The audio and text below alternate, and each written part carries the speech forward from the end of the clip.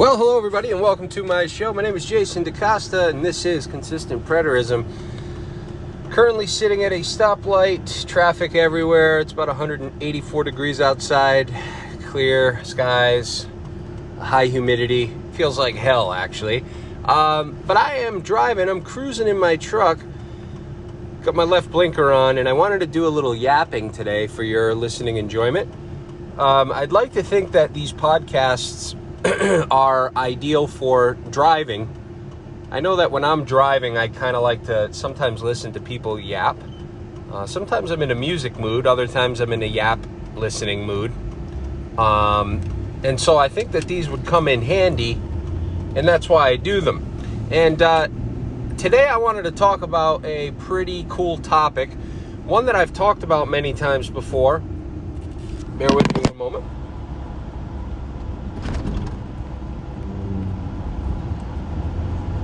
Okay, sorry about that. One that I've talked about many times before in both short and long formats, longer formats, I should say. And that El Topico is sin existing in the world with no imputation of said sin. Okay, now think about that.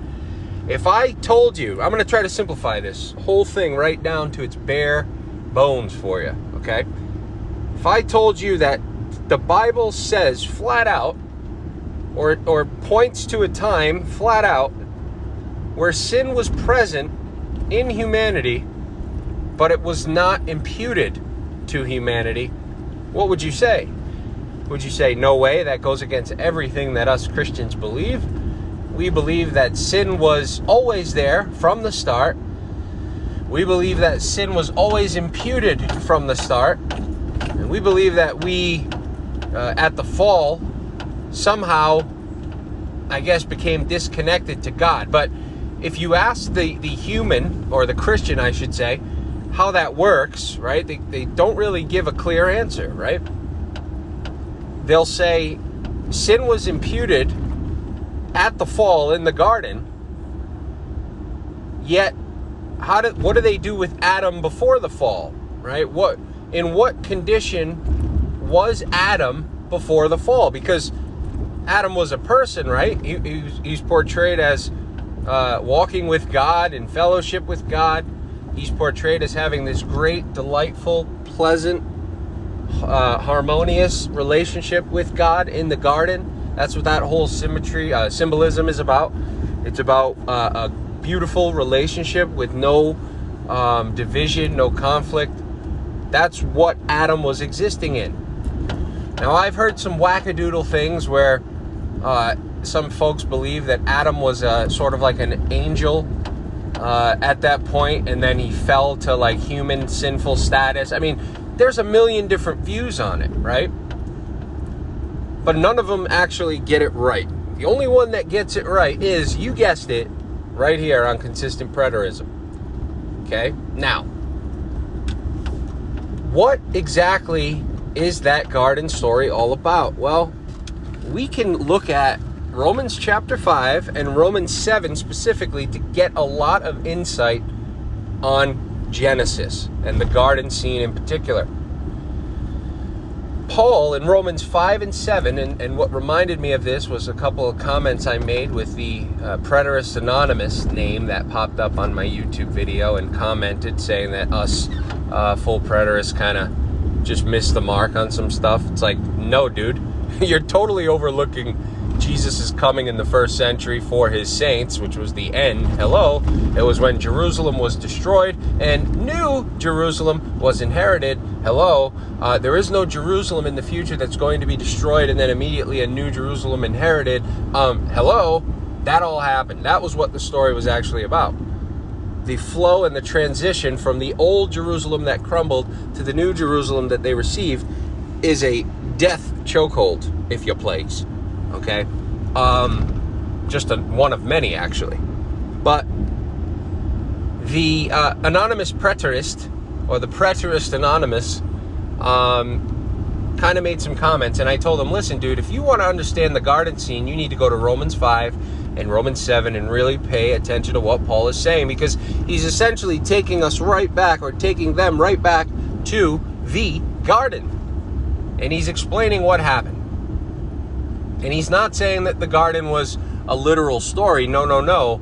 He's actually saying that the garden was symbolism and representation of the law that was given to the covenant people and what it actually did to them. It imputed sin, right? Because it was the idea of being given a commandment and violating it. That is when the sin is actually imputed. Paul actually says, you ready for it? Are you sitting down? Paul says in Romans 5 that sin was in the world before the law. But sin is not imputed where there is no law. Right? Think about that. Paul is saying, and stop trying to confuse it, stop trying to twist it, stop trying to make it say something that it's not saying. Paul is very simply saying there that sin existed in the world prior to the commandments being given. But that very sin was not imputed to anyone prior to the commandments being given, because sin is not imputed where there are no commandments. Think about that. Sin is not imputed where there is no law, but sin was in the world before the law. Therefore, what you're seeing with Adam in the garden, folks, in the very beginning, when he's walking in that harmonious, joyful, fellowship type relationship, is sin being in the world before the law and not being imputed to Adam. That's the picture. It's that picture of no law, no commandments, nothing to miss the mark on, no violation, no imputation. Plain and simple. But what else does Paul say? He goes on further and explains this even better. He says, when the commandment came, I died. Sin took opportunity by the commandment and brought death. These are things that Paul says pretty much verbatim in Romans 5 and 7. Think about that. When the commandment came, I died. Well, what is that? That's Adam dying when the thou shalt not eat commandment came. Okay? Adam ate, violated the commandment, and what happens? Sin is imputed. Okay? Sin is imputed and charged to his account, making him guilty.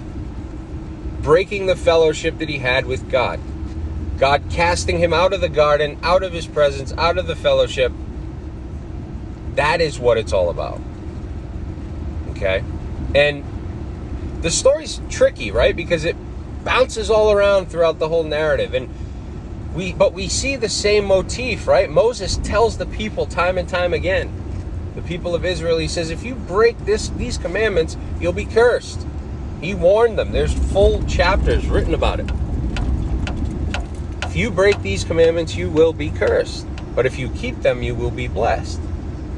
Right? So you have to let the symbolism flow within the confines and the context of what's actually laid out and what's taking place. And people say, oh, you can't use the New Testament, like D. Lambert, D. Liddy, and the Myth Gang, the Mythbusters. They believe that you can't find harmony and you can't kind of use the New Testament to understand the Old, and like there's no connection, right? It's all like individual nonsense. And yet I say that Paul, you actually can do that quite a bit, because Paul, right there in Romans 5 and 7, explains the garden story to a T. I'm sorry, there's some of you out there who may believe that snakes actually talked. Adam and Eve were truly naked with their dingleberries hanging out. And they were walking around with their eyes sewn shut. I mean, that's basically what a lot of people probably believe. And that many animals boarded a yacht in the middle of the desert with Noah and the gang. I tend to take it more as symbolism, more as legends, more as stories. I don't know if folklore is the word, but they're looking back upon tales that they're familiar with. And heck, even Paul in Galatians says that, the two covenants, or the two brothers were symbolism. I don't know. I'll have to go back and look. But he basically says it's all symbolism, right? It's all, metaphor. But I'm sure you know where I'm talking about. But the point is, and the main focus for today's short quip is that Paul outlines exactly what the garden story is about. The garden story isn't about all humanity, okay? Paul, as a Jew of all Jews, as a Pharisee of all Pharisees, as a now converted Christian seeking these lost sheep back to the fold, is only concerned with one thing, folks, and that is the law. The binding, condemnation-bringing, sin-imputing law that was in focus. Only one law, not two laws, not some universal law and then a law that was given directly to the people. No, it was a covenant law that was established and was binding upon Israel. And the story's not perfect, not by any means. The story doesn't answer every little question like how could that be? Weren't they dispersed? How did they maintain purity? The story does not give us those details, but it's still a story that must be honored. It's still a framework that must be held. You can't let it seep out of those confines and invent your own ideas about it. So the garden story is quite simply a time looked back upon by the people when Adam walked in perfect harmony with their God, their first father Adam, right? Their mythological creature, human, perfect man that they looked back upon, who not only walked in harmony with God with no imputation of his existing sin. Sin was there. Remember, it's not like sin didn't exist. It was there. It was in the world, but it wasn't imputed where there was no law. So before that commandment came, Adam was walking in harmony, walking with God in the cool of the day. And then suddenly when the commandment came, he died. Sin took opportunity by the commandment. So picture sin like a snake, waiting. It sees the commandment, it strikes, and it brings death. So sin was basically powerless. Sin had no killing power. Sin had no imputation effect until it was coupled and paired with the commandments. That is precisely what Paul is saying in these chapters of Romans. And so it explains a couple chapters later when Paul is talking about, is God also having mercy on the Gentiles? In other words, remember, Gentiles is just a way of describing another group of people outside of the Jews. Yet it still has to be maintained in the all Israel context, Jew and Gentile coming together. The children of Israel from the Jews and from the Gentiles. In other words, from the Jews and from the nations coming together to complete the mission, to fulfill the 12 tribes. It still has to honor that. If it doesn't, then you fall into issues or problems. And so you can see now why Paul would say things like, is God also having mercy upon the Gentiles? And then quote 3 passages all about the lost children of Israel, the Israelites. You can see that. It's quite easy to see. And then when he gets to Romans 11 and he says, blindness in part has happened to Israel until the fullness of the nations has come in.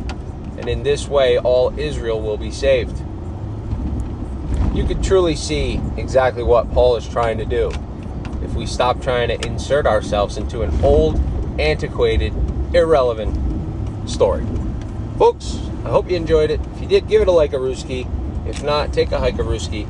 And we'll catch you on that flippity-floppity, peanut buttery flip side. Take care, everybody. Bye-bye.